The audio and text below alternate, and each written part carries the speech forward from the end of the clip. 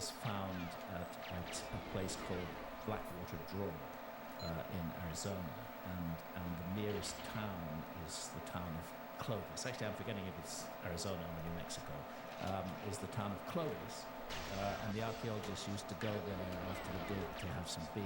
Yo, This culture, Clovis. got the ship right as I can barely see. Sorry, man.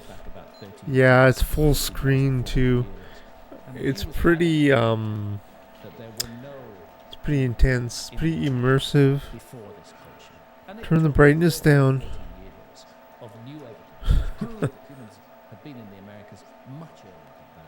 I've never played with the brightness settings.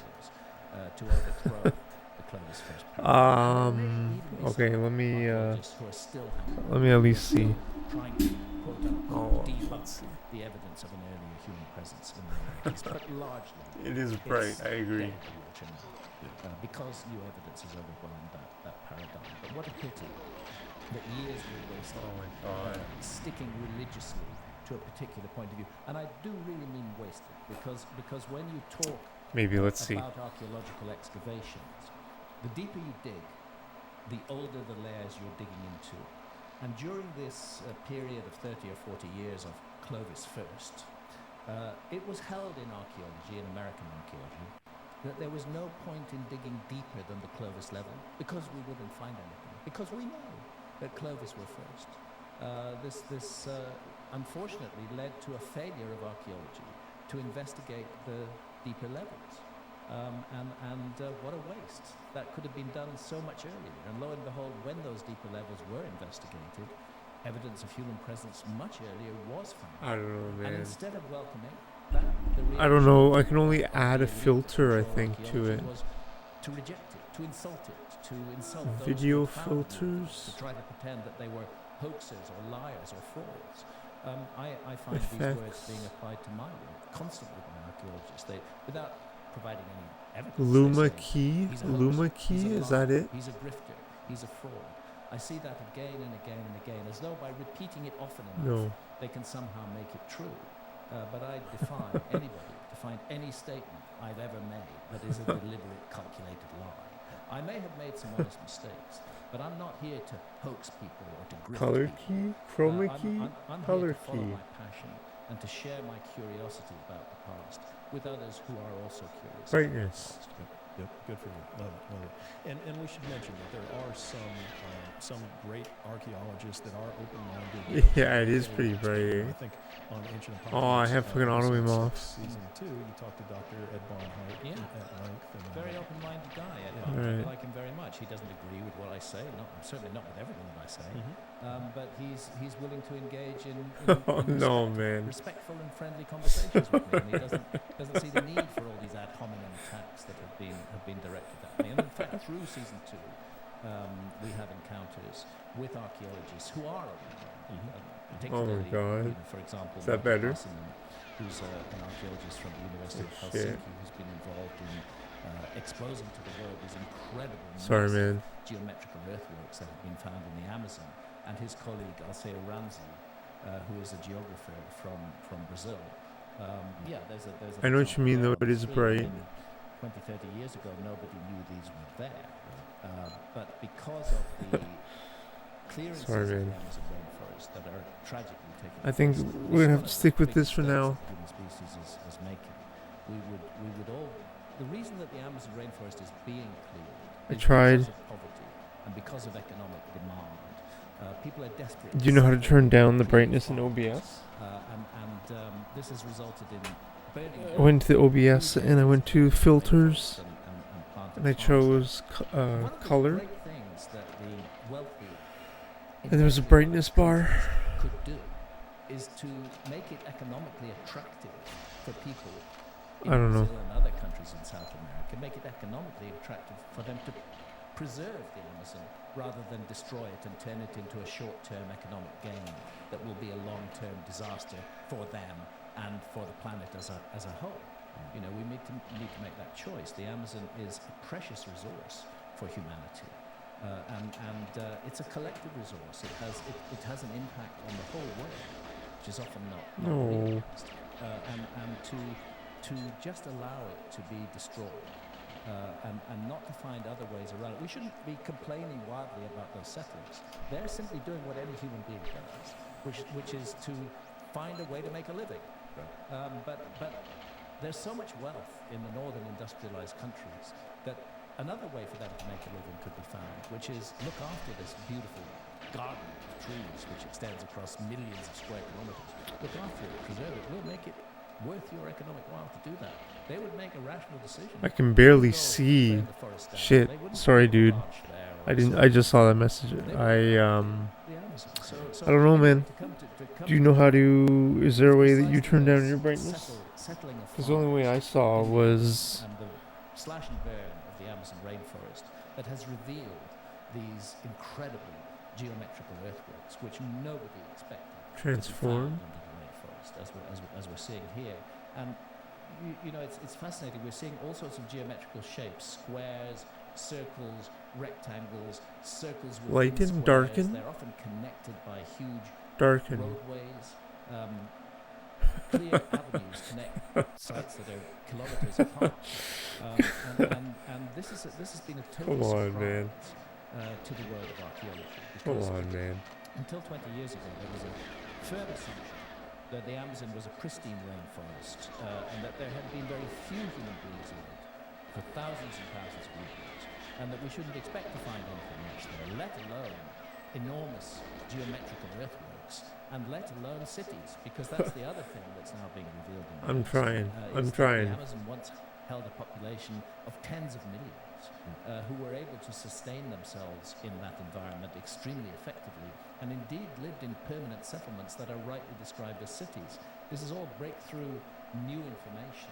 Yeah, it's I only way I have is filters in season 2 of Ancient Apocalypse and is to work with color Marty correction, and Valseo, who are the leading researchers working on this field. brightness. Oh, this might work. This might be it. This might be the one. They are entitled to speak about Yeah. a very good, positive, Color friendly correction. This working might be it, dude. relationship with them. It's gonna look like this shit is a though. way to bring the news to people all around the world.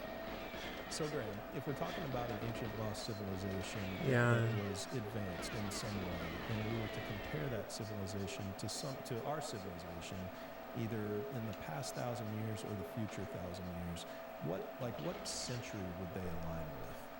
No century. No century. Because it's become very clear to me, with my long-term immersion in this field, that what we're looking at is not ourselves. And it's a mistake if we're looking for a lost civilization in the past to look for something like ourselves, something very different from ourselves. And I've said it often, and I'll say it again: all human civilizations, wherever we find them in the world, have developed out of shamanism. Our ancestors in what's called the Upper Paleolithic, the last phase of the Stone Age, Like that. were shamanistic cultures. And That look better. is a surprisingly scientific endeavor. I guess it looks a little better. Think, oh, shamanism, some kind of mumbo jumbo. No, it's not. Shamans are constantly exploring their environment and understanding the plants that are present. Where's that? Minus and 0.0162. They might have to offer, and constantly mixing different parts together to see the result, and then having got a result, adding a pinch of this and a pinch of that to it as well. It's a very experimental process. But it looks like And broadly shit. what I'm saying is that there was, during the Ice Age... No, it looks really I shitty. never claim that I've proved this. I'm following my own curiosity. I've been led into this path because I'm curious about the past. I've never said that I've proved that such a civilization existed.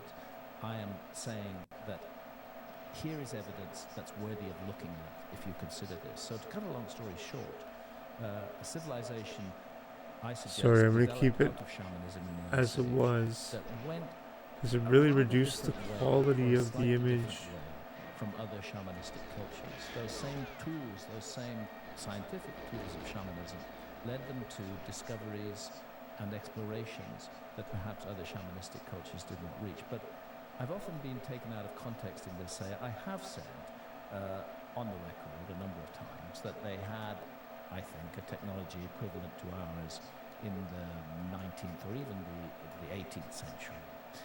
And this is taken to assume that I'm saying that they maybe had steam engines or the kind of rudimentary but machine tech that we had in the 18th and 19th centuries. And actually, that's not what I'm talking about at all. I'm just talking about the results. I hope it's a comfortable viewing experience. Particular key points for me are I'll have to play around next time. I'm going to sign off in maybe 15 minutes. It's going to be midnight here. That have been preserved and I think I've been streaming like 11 hours. We're looking at were maps that were drawn in the 14th, Random levels. 16th century. But I didn't play this for 11 hours straight. And the map makers will I didn't play is based on more Bunker 1 SA for 12 hours. And Admiral Piri-Reis, who drew that map, I have, though, in the past. Survives, but on that fraction, he states in his own handwriting that it is based not only on explorations in his time, but also on maps that go back to the time of Alexander the Great. He's referring to there's the Piri-Reis map. On the left we have South America, the east coast of South America, and on the right we have the east coast of West Africa. The west coast of Africa. And then when you go down to the bottom of the Piri-Reis map, you're finding a representation of Antarctica at a time when sea levels were lower and the Antarctic continent was much larger and was joined to South America. But what's interesting about these maps is not only that they are based on copies of older source maps, but that they incorporate extremely accurate relative longitudes. And that is a mystery, because our high-tech civilization didn't crack the longitude problem until the mid-18th century. Before that, it was all done by dead reckoning. Navigators had no idea really where they could come on. 300 or 400 miles east or west of a particular point, and they wouldn't know. Oh, like why? And in the case I got boosted into the corner there. a chronometer that could keep accurate. I don't think it's pace anyways. You can know exactly where you are. So to find accurate longitudes on maps For all I know.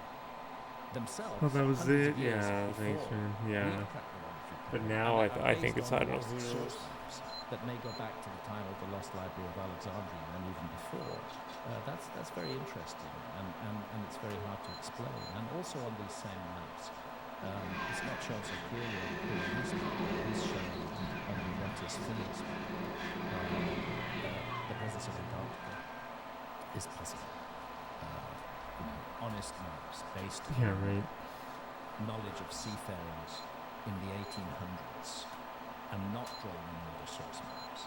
Yeah, that's one version, but there's another version where you can actually see Antarctica very, very clearly. Yes, that one that we have now, that one there. You can see immediately that it's being labelled bad archaeology, even to talk about it. But to me, it's an intriguing mystery, because this map is drawn in the 1530s. The legend in Latin at the bottom tells us that he is revealed to us parts of the world that had been hidden in darkness, and those include Antarctica. And this is a problem because our civilization didn't discover Antarctica until 1820. But there it is on these old maps, based on when he says hidden in darkness. I'm taking him to refer to archives of older maps that were there. So at the tip of South America, we have. Yeah, I got boosted there. So at the tip of South Africa, it's exactly in the right place, a bit bigger than it is today. Into the corner. There it is. So this speaks to me not only of a culture that had understood how to calculate longitude accurately, but that also explored the world. Third cam. And mapped the world. I think it was still third bullet. Were able to do so. And then I don't think I can get 22. That I focus on, and again, this is not 3 bullet third cam. I really don't. It doesn't require us to look like. It doesn't require a lost civilization to look like our civilization looked in But the let's see. 19th century. Is highly sophisticated knowledge of astronomy. This is another thing that we can just track back further and further and further in time, and particularly knowledge of a rather hard to observe phenomenon called the precession of the equinoxes. Now, mainstream archaeology, I'm going to keep using that word because they don't like the word because it's just archaeology, they own it all. There's no such thing as alternative archaeology. We don't exist, we're just annoying. Right. You know. The hard-to-observe phenomenon of precession of the equinoxes, mainstream archaeology attributes that to the Greeks. Like 2 bullets is way faster. It's put back to around 300 BC, about 2,300 years ago. 2 bullets is usually always definitely 22. Figured out that the pole star On like a good run. gradually changing in the sky. It was no longer the pole star, but Or even like stars 1. behind the sun as a diver constellations that lie on the path of the sun. But these were gradually shifted. I'm really considering doing the 1 bullet third cam. Process that took place at roughly the rate of 1 degree every 72 years. Very slow process. So the whole cycle of Like, precession fuck me, man. just under 26,000 years to complete before the constellation that housed the sun at dawn on the spring equinox. If this is 14, that'd be insane. That same day again. And this is this requires very detailed record keeping and very long observation. Maybe I'll try that. I'll try the 1 bullet third Whether cam. The ancients understood that precession is an observation that is caused by a wobble on the axis of the Earth. The Earth is our viewing platform. We see the skies from that viewing Not platform. Kratos style. Wobble on that platform, even if it's Like very, setting very it up. slow, will over a long period of time change the position of everything in the sky. Most notably in the case of the pole star, which in our case is Polaris, but was not Polaris in the past. That sometimes the extended north pole of the Earth pointed at empty space. At other times it's pointed at other stars. And it won't always point at Polaris because the Earth is doing this. And the same with the constellations of the zodiac, and particularly the marker of the spring equinox, 21st of March in the hemisphere, that rise behind the sun. So in other words, if you're looking at the horizon an hour before dawn on the spring equinox, you're going to see a constellation lying on the horizon, just above the horizon. And then as the sun rises, you'll see that it's rising into exactly the place that was occupied by that constellation. And that constellation was considered to define the character of a world age. And again, mainstream archaeology rejects any notion that there was any knowledge of the constellations of the zodiac prior to about 2,000 or 2,300 years ago. And that's always seemed to be observed, because the ancients, not just my proposed lost civilization, but all ancient cultures, It's too YOLO. very focused on the sky. 1 bullet is too YOLO. And it's really For me hard right to now. miss the zodiacal constellations and their relationship to the sun if you are a culture that is observing the stars constantly. It's very hard to miss it. So I think it's actually poor. So my starts form aren't on the consistent. achievements of the ancients to imagine that they didn't recognize the zodiacal constellations. They may have defined them. They may not have called them the same thing we do. They may have depicted them symbolically slightly differently from the way that we do. But those constellations, I believe, have been recognized for tens of thousands of years. And there's evidence, for example, for the recognizing of the constellation of Taurus in Lascaux Cave in France, in the cave art in France. You find the stars of the Pleiades on the shoulder of the bull, exactly where they should be. And what drew me to this, and I'd like to share this with listeners and viewers, what drew me to this is a very hard to read book, but an extremely interesting book called Hamlet's Mill by Giorgio de Santillana, who was professor of the history of science at MIT, and Hertha von Deschend, who was professor of the history of science at Frankfurt University. Major mainstream academics. And they published this book in the 1960s when academia, particularly archaeology, was perhaps less controlling about the narrative of the past than it is today. And the bottom line of that extraordinary book is that the notion that the Greeks discovered precession is completely rubbish. And they present evidence for that notion going far, far back into the past. And it's combined with a series of numbers which relate to the rate of change caused by precession, 1 degree every 72 years. So 43,200 is 72 times 600.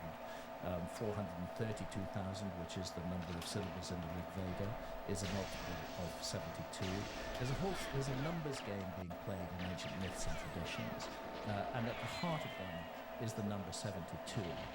But numbers that are related to it, like 108, which is 72 plus 36 is 108. Divide that by 2, you get 54. According to the work done by Santillana and Vendeshin, these are all speaking about precession when these numbers are there. And at the same time, it's combined with particular imagery of a whirling, churning process taking place.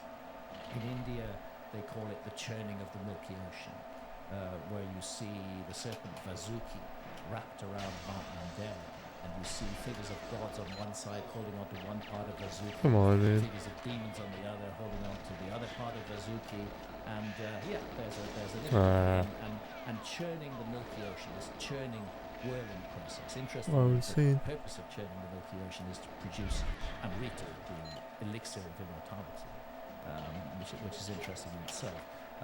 In ancient Egypt, you have imagery of the god Horus and the god Set, again a deity, a good deity and a bad deity.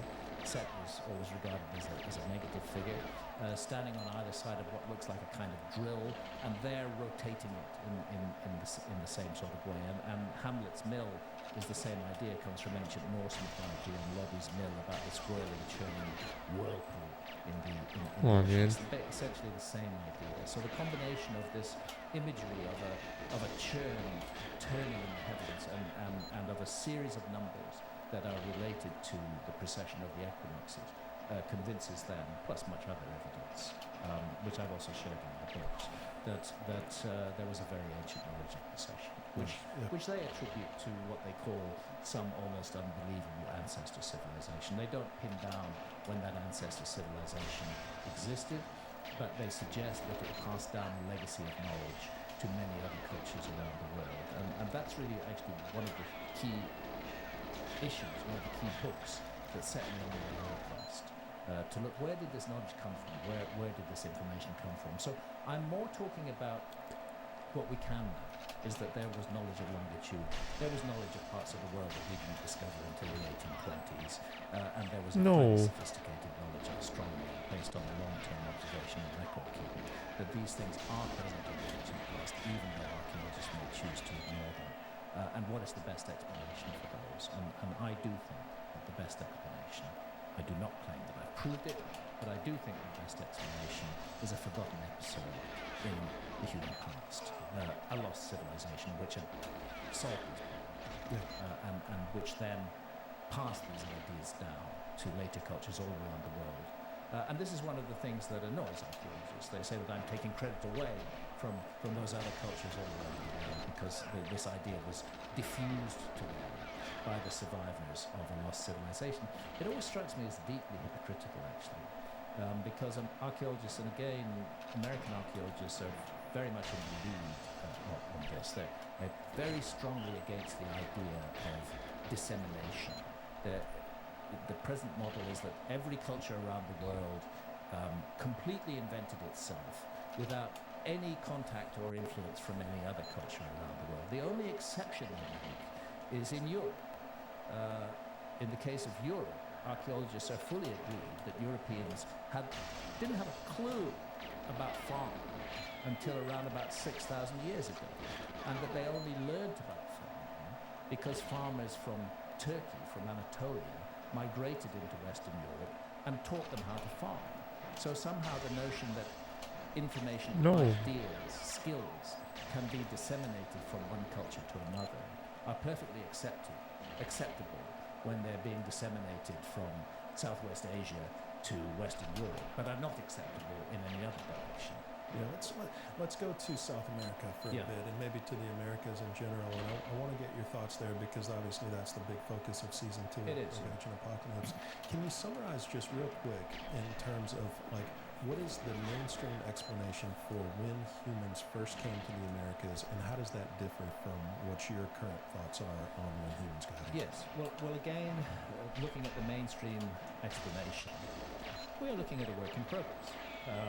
Now that Clovis first, that really bad idea, that true pseudoscience, they call me and my colleagues pseudoscientists, but Clovis first is a classic example of pseudoscience, which maintained itself for for far too long. Now that that's been dispensed with, well, why is it being dispensed with? It's been dispensed with because gradually new information has come forward which can't be disputed, which shows that human beings were living in the Americas long before that. And that's why we start with episode 1 of season 2 of Ancient Apocalypse, looking at the human footprints that were found in White Sands, New Mexico. And these footprints, you can't date the footprints themselves, but what they've succeeded in doing is ancient seeds that were embedded in many of the footprints. 23,000 And years. they go back 23,000 years into the past. So that on its own blows Clovis first completely out of the water. Never mind the presence of sites going back 30 or 40,000 years in South America. Now there's much more. There are much earlier sites. I've chosen to focus in this episode on in the first episode of season 2 of Ancient Apocalypse on those footprints from New Mexico, because hardly anybody now in the archaeological community disputes that. There was a time when they first published that information, when those archaeologists who'd made those finds were attacked, but they doubled down and they backed up their case and they found other ways of dating, and now it's just accepted universally that those footprints are 23,000 years old. And it's a very intimate connection with fellow humans from 23,000 years ago. Yeah, I mean, if we know there were humans in South America even long before that, thousands of years before that, it's not shocking that humans... Well, it shouldn't be shocking, but you have to understand that there's been a rigorous fight back against any suggestion that humans were in South America before humans were in North America. Okay. Again, that is beginning to crumble in the face of new evidence. Tom Gillahare,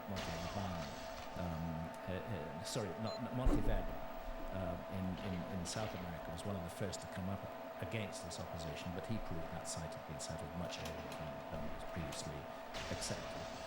There's a whole argument about sites in South America, which I suspect eventually will go the same way as Clovis first, because the information is in fact extremely compelling.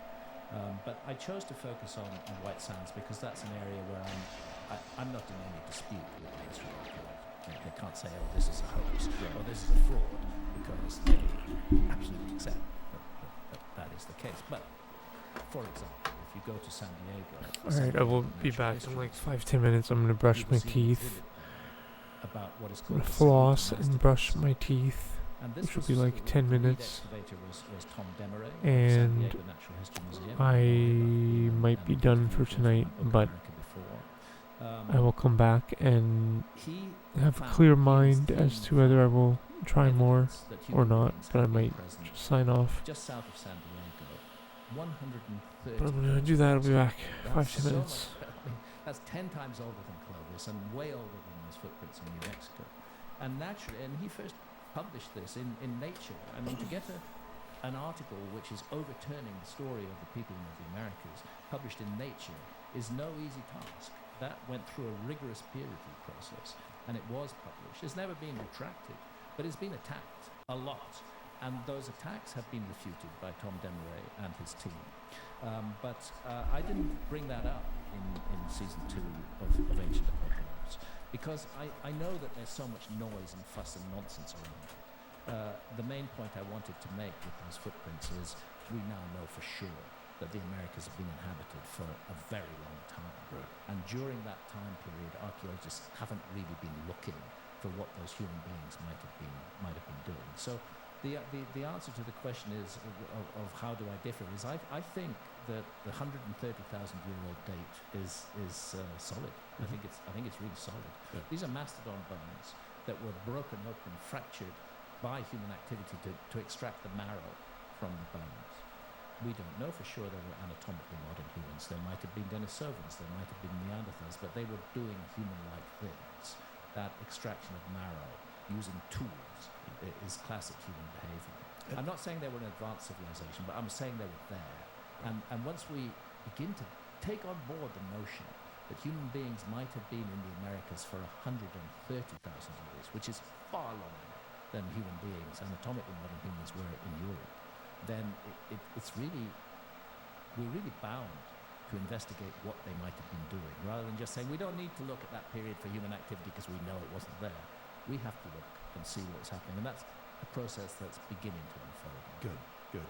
Yeah, when we look at South America for me, and you think about an ice age and going back, well, the ice age, quote unquote, ended. Well, maybe we'll get into whether or not it actually ended. Yeah, arguably we're in an interglacial. Exactly, an interglacial right now. But that began, the interglacial period began about 12,800-ish years ago. A little bit later than that. 12,800 years ago, we were still in the Ice Age. And 12,800 years ago was the... Again, this language, the last Ice Age, you're right.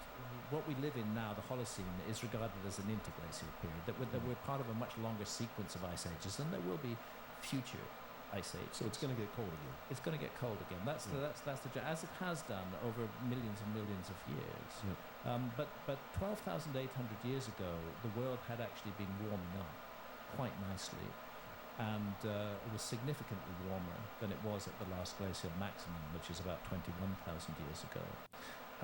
It was still definitely an ice age, but the world was getting a much more comfortable place to live. And then suddenly there was a massive plunge of global temperatures, a rise in sea levels at the same time, and evidence of cataclysms all around the world. This is why we call my series Ancient Apocalypse, because I regard that moment. It's referred to geologically as the Younger Dryas. It's an episode of really weird climate that affected the Earth between 12,800 and 11,600 years ago.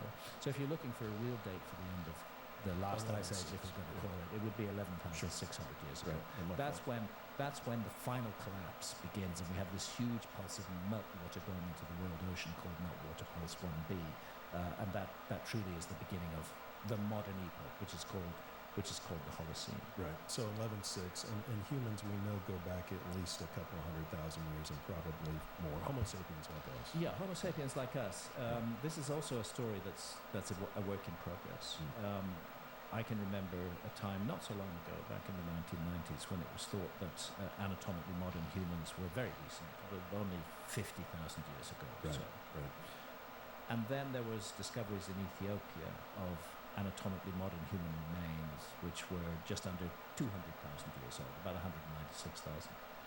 And then there was a discovery in Morocco, at Jebel Hood in Morocco, of anatomically modern human remains that were 310,000 years old. Keeps on getting pushed back. I wouldn't be surprised if evidence is found even earlier of that of anatomically modern humans. But at that time, those anatomically modern humans were coexisting with what we can only reasonably describe as other human species. The Neanderthals were a human species. They're not called Homo neanderthalensis for nothing. They're part of the Homo species. And Homo denisovans, the Denisovans, these are cousin species, very closely related to anatomically modern humans, so closely related that anatomically modern humans and they were able to interbreed successfully. And we still carry Neanderthal and Denisovan genes within us today. And gradually it's beginning to realize that these archaic human species with whom anatomically modern humans interbred were much more sophisticated than had previously been realized. Neanderthal used to be a word that was used for sort of thuggish, ignorant, Stone Age, brute behavior, because there was this negative idea of people in the Stone Age. Of course they weren't thuggish or brutish at all, they were just exactly like us. But you can still insult somebody by referring to them as a Neanderthal. Well, the new evidence shows that the Neanderthals were sensitive, they were creative, they created art, and it's very possible that they taught anatomically modern humans how to do art as well. So we have to open our minds to the achievements of these cousin species that existed as well. But to be specific, anatomically modern humans, the earliest finding is about 310,000 years ago. And that's one of the things that bothers me, is when you've got all the anatomically modern kit, all the stuff that we use to make our great civilization, why do you wait 310,000 years or 300,000 years before you start applying? Right. Yeah. Question of whether we did or not. Ryan, can you pull up Google Earth? Yeah, so I want to ask you about what So the current story is that humans came from a land bridge that connected. That's right. Right, That's right. from- You're up from there. You're up there in Alaska, Right. and you've got what are now the Bering Straits between Alaska and Siberia. Right. But those were not oceanic straits during the Ice Age. Mm. They were a land bridge. Why? Because sea level was 400 feet lower Right. during the Ice Age than it is today. Why was sea level 400 feet lower? Because a huge amount of water had been taken out of the world oceans and had fallen on frozen areas and had turned into ice. North American ice cap was up to 3 kilometers deep at that point. Naturally, sea level was low. All that water wasn't in the sea, it was on the ice caps.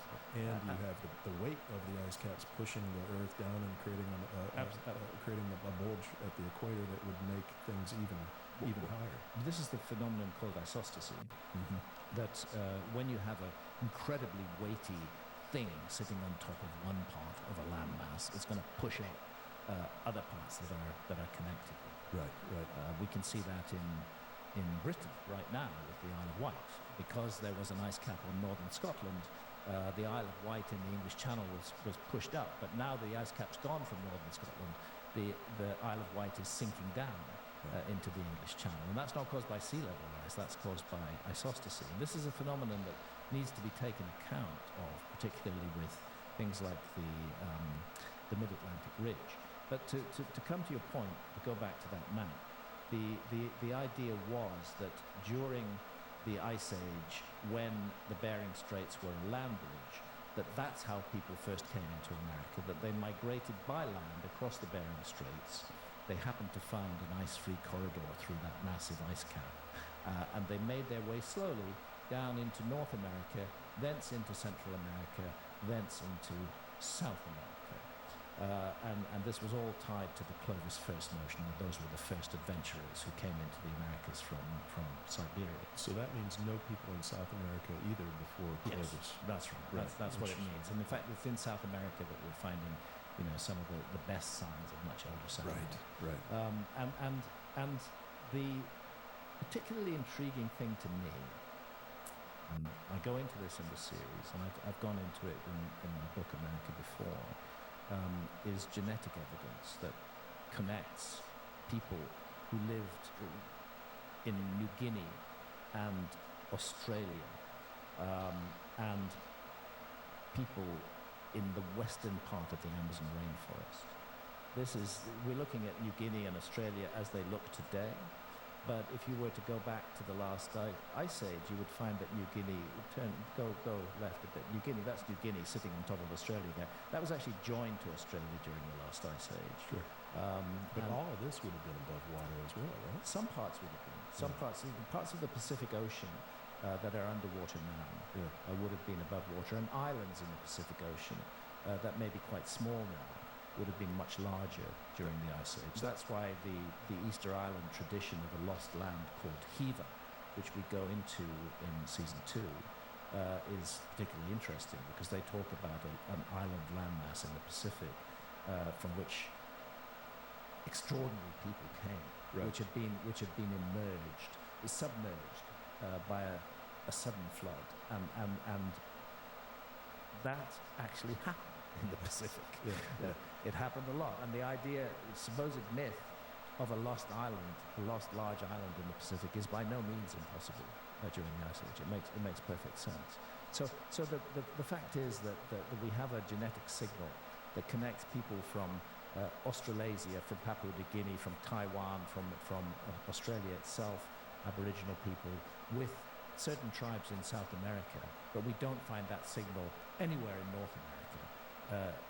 Suggests to me very strongly that they made a crossing of the Pacific during the Ice Age. I'm 100% with you, Grant, and that's kind of my not 100%. That would be a belief, but I think it's very highly likely that you're absolutely right. And I want to just show you this on Google Earth, and when you look out at Easter Island, which is right there,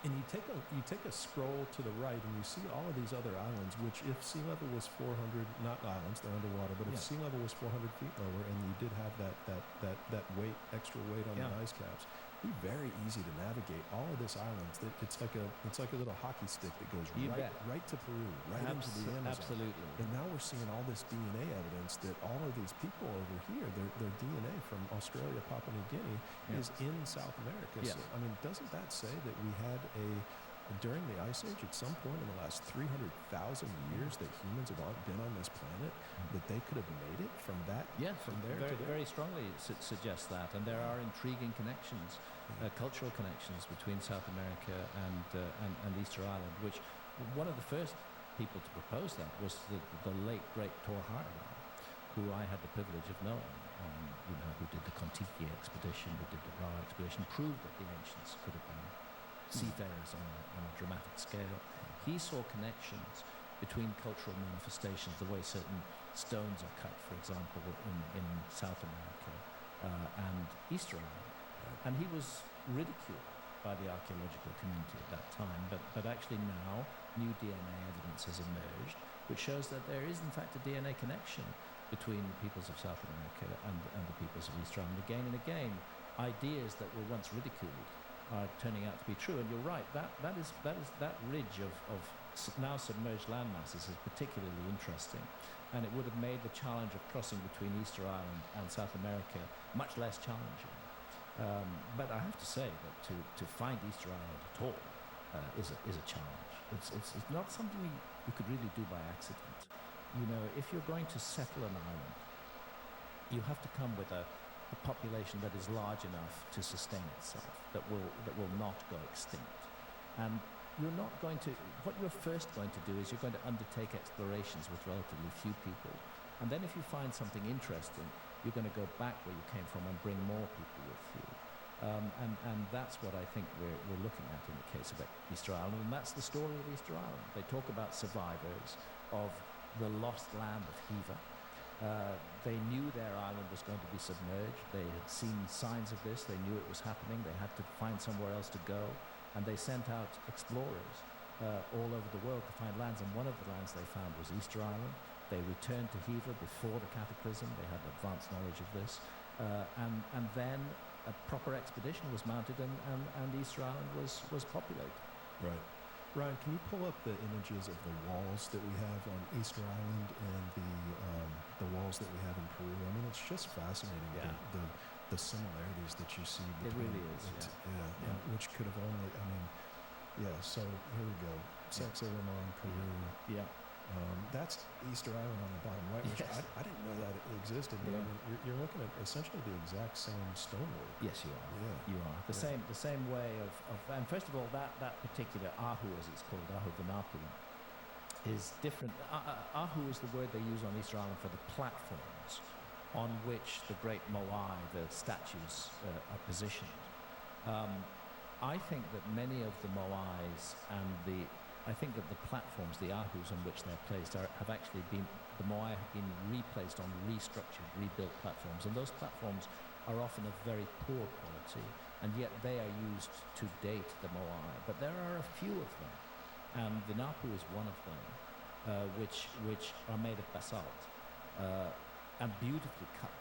Beautifully precision placing of them in exactly the same way that we find the precision placing of blocks in polygonal patterns at a place like Sacsayhuaman. And I think what we're seeing at Ahu Vanapu is one of the original Ahus that go back to the first settlement of Easter Island, which I suggest was during the Ice Age. We know that Easter Island was massively settled later by Polynesians, and all the inhabitants of Easter Island today are fundamentally of Polynesian heritage. But I'm suggesting that there was an earlier episode of settlement as well, and that Ahu Vanapu is an example of that. Mm-hmm. It's completely different from the other platforms on Easter Island. The stonework is stunningly similar to the stonework of Sacsayhuaman, and there it sits, requiring explanation and actually completely undateable by any known means. Right. So I mean, that is compelling evidence. I think so. I mean, it's super compelling. I think so, but it's heresy. Right, to, of course. to suggest such a thing. If you're a believer, and it's heresy, yeah, absolutely. But if you're open-minded, if you're open-minded, it attracts the curiosity. Yeah. We start to wonder, well, why is it? Why are there so many supposedly coincidental similarities between cultures all around the world, when those cultures may have been separated not only by thousands of miles, but also in some cases by thousands of years? Right. Why do the same ideas keep on cropping up? And it's not enough, for me at any rate, to say that, oh, this is just what human beings naturally come up with everywhere. The similarities are too close, they're too precise, they're too detailed. Right. Again, I suggest that the best explanation for those similarities, whether it's in spiritual systems or in the way that monuments are constructed, that those similarities, what we're looking at is a legacy of ideas that has been passed down from very remote prehistory. And once you're dealing with ideas rather than simply physical objects, of course, it's possible for ideas to survive for millennia and to be passed on. So I don't have to say that Cahokia, for example, where I wasn't allowed to film, that Cahokia is the work of a lost civilization. I've never said that at all. I fully accept that Cahokia is entirely the work of indigenous Native Americans. But I do suggest that it incorporates ideas that are much older. And, the simplest, clearest example which I often give of this is if you go to any Gothic cathedral in Europe, for example, Chartres Cathedral in France, you will find that monument was certainly built in 12 or 1300 AD, just 700 or 800 years ago. But it is manifesting and expressing in its symbolism ideas that go back to the time of Abraham, which is 2000 BC. So there's nothing ridiculous about suggesting that ideas can constantly be remanifested in structures down the ages. And it's the history of those ideas that intrigues me, and why they're found all around the world, and why there are so many surprising similarities that lead me to the conclusion that we've lost an episode in our story, and that we have a global legacy of that forgotten episode, and we're just not recognizing it as such. And those of us who are working on the alternative side of prehistory do recognize it, and archaeologists universally condemn any notion of a forgotten episode in the human story. I think time will prove them wrong. We're in a battle of hypotheses here. I claim nothing more for what I'm doing, that it is a hypothesis to be tested against future evidence. And I think it's important to realize that the archaeological narrative about prehistory is also a hypothesis, which will change as time goes on. Sacsayhuaman and Rapa Nui, the walls there, I mean, what's your best guess on how those were actually constructed? I know that between the extreme heat theory, and then there's this theory about potentially acid being used on them, and then there's geopolymer, which is probably the least likely. But what are your thoughts? In season 2 of Ancient Apocalypse, we have an indigenous guest on the show at Sacsayhuaman, and his name is Jesus Gamana. I've been privileged to know Jesus for more than 20 years, and he is himself a descendant of the Incas, and he does not accept that these massive walls of Sacsayhuaman were the work of the Incas, which is what the Spanish tell us.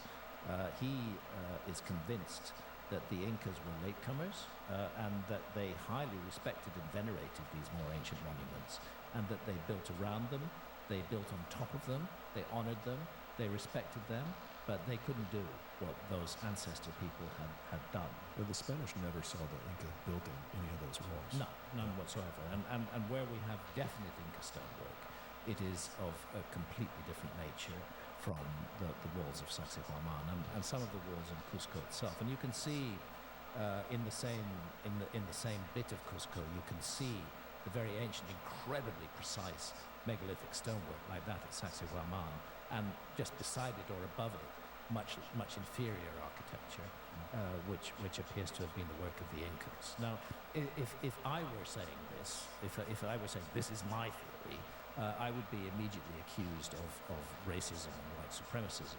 But the fact is, the person who's saying it, Jesus Gamara, is indigenous and is himself a descendant of the Incas. He's spent his whole life studying this matter, And he's convinced that we're looking not at one epoch of construction, but at least three different epochs of construction. And he does believe that in those incredible, massive megalithic stones, sort of three-dimensional jigsaw puzzle that make up the walls of Sacsayhuaman and other sites in that area, that we are looking at a lost technology, and that lost technology involved the softening of stone. There are ancient traditions in South America about certain plants being used to soften stone. And we know that stone can be softened with heat as well. And what Jesus is pointing to is the evidence of vitrification on these stones, where the stone has been turned to glass, effectively with a glassy sheen across large areas. And his view is that this was caused by heat treatment of those stones, which softened them enough to make them moldable, so that we could get these incredibly precise connections between different blocks, one flowing into the other, almost indeed as though they'd been melted together. There's an incredible theory about acids that were used to soften the stones, and I saw it from a YouTuber named Ancient Architects, and he put out a video about 5 years ago, and it's 5 million views, and Is that Matt Simpson? Yes. Yeah. So I found that one fascinating, and it really, I mean, for me, the just of course for everybody, how incredibly tightly they fit together, how they pillow out almost as if the weight of the next one had expanded something, and the fact that we do see these not only on Easter Island, but we see them in Peru, we see them in a lot of different places. We see them in Turkey too. Exactly, right. Very compelling evidence of a potentially a global set of people that had access to this technology, call it technology, but of acid or whatever it was, that they were shipping around to different places around the world to be able to create some of these megalithic stones. And indeed, one of our archaeologist guests in Ancient Apocalypse is quite frank in saying, at Sacsayhuaman, we're looking at a lost technology. And I'm glad that there are archaeologists who are willing to stand up and say that, rather than being terrified of being mobbed by skeptical archaeologists who don't want to believe anything except what they themselves believe. Yeah. In terms of the geoglyphs that we see in South America now that are being uncovered by the clearing of the rainforest, and there's some good images. So it's almost like these little ditches that you see. Not little. Not little. Right? They're the depth of a man of full height. Okay. And they are hundreds of meters across and hundreds of meters in both directions. These are huge things. Yeah. What they are, they're earthworks, and this is because in large parts of the Amazon, you are not going to find any stone that you can make megaliths with. There's a very interesting parallel, particularly if you look at the circular versions of these, for example, which are called henges in Europe. I mean, everybody's heard of Stonehenge. Well, the stones are what everybody sees, the upright standing stones. But the henge is the earth. Yeah. Sorry, I'm going to read somebody. Sorry, thank you for being here. Thank you for the raid. Huge henge. Appreciate it. Circular in form. I talked to Ralph Ellis about it. Who are we going to read? Thank you for the raid, Retronomicon. Thank you everyone for being here today. 12 hours, insane. Essentially, it's the earth. Angel Lifestyle. Very similar to what we're seeing in South America. And again, I know because the eye of Sauron is constantly upon me. I know I need to make this clear right now. I am not saying. Oh, so many people playing. Oh my gosh. Oh my gosh. From Europe. And I'm not Psychoroptic. it came to Europe from South America. I'm Gotta read both Psychoroptic. shared a legacy from an earlier lost civilization, and that legacy involves the creation of massive geometrical earthworks, and where stone is available, the placing within those earthworks of gigantic megaliths, standing stones. There is one case, Rego Grande, in the northern part of Brazil, where an earthwork does actually have standing stones. It is the Stonehenge of the Amazon. But in most cases, they didn't have the natural stone to work with, but they did create the henges. And then when you look